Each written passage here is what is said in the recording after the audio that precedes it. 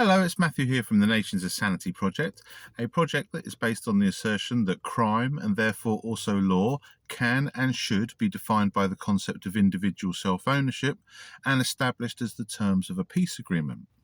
Now, this video is about the baby in the bathwater. Anyone familiar with that phrase? You don't want to throw the baby out with the bathwater. It's basically saying, you don't want to get rid of the things you want to keep when you're getting rid of the things that you want to get rid of. With the obvious analogy being, if you wash your baby in a bath and you throw the dirty bathwater away, you obviously don't want to throw your baby out with it. You want to keep your nice clean baby and just get rid of that dirty bathwater. And the reason why this saying is pertinent to the solution that's presented by the Nations of Sanity project and the assertion that we make with regards to establishing the concept of individual self-ownership as the law through a universal peace agreement is one of the things that this solution achieves is to keep that clean baby and just get rid of the dirty bathwater.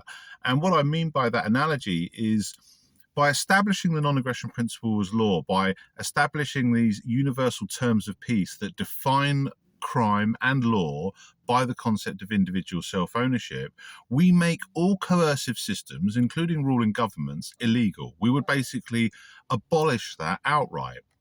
But just because we remove the coercion from all of our institutions and all of the infrastructure and our public services and whatnot, that doesn't mean we have to lose those institutions themselves. We just convert them into non-coercive versions. So if we had a Nations of Sanity project revolution tomorrow, then the non-aggression principle would be the universal terms of peace, the law established as the terms of a peace agreement. Then our ruling governments would be abolished as ruling governments, and all of the public property that is currently controlled by government would be returned to its rightful owners. Now, that might be some private owner who, if you can kind of return stuff directly to the rightful individual owners, in the case of, for example, private property that may have been seized and stuff like that, then that should obviously be returned. But a lot of public property is not so directly taken from people. It's obviously stuff that's been created through the stolen money of taxation, the money that's been taken from the citizenry under the threat of force. So the citizenry would probably have the highest claim of ownership over the public property and infrastructure. So in other words, if we had our revolution tomorrow, we would basically, government would continue as a voluntary collective. Our infrastructure and our institutions can continue under a voluntary paradigm. And we would be the collective private owners of that infrastructure. What we could do is we could opt out, we could cash out and have nothing more to do with any such collectives, or we could continue voluntarily. And this is what I mean about we don't have to throw the baby out with the bathwater, because there's obviously a lot of public infrastructure that's been created with our stolen money. And just because we want to remove the coercion of governments and remove the coercion associated with our collective infrastructure, that doesn't mean we want to tear down all of the infrastructure. We don't have to dig up all of the roads just because they were paid for with stolen money. We don't have to tear down all of our buildings, and we don't have to remove all of our infrastructure and public services.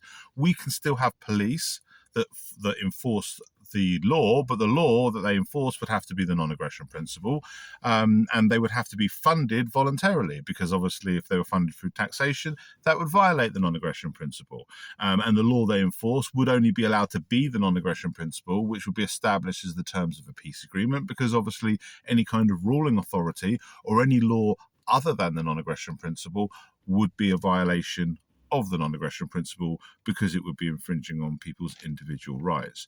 So this is an important point that I think people need to consider, because often, particularly when you see the left and the right squabbling between each other, the left and the right generally tend to take the form of some form of statism. They're pro-government but just want government to serve their purposes, and they hate each other because they don't want the things that the other side wants imposed on them. And what I would say to both sides is, well, look, you can have what you want and you just don't get to impose on the other side what they don't want. In other words, the left can have their collectives, but they don't get to force the right-wingers to participate, or anybody else who doesn't want to participate.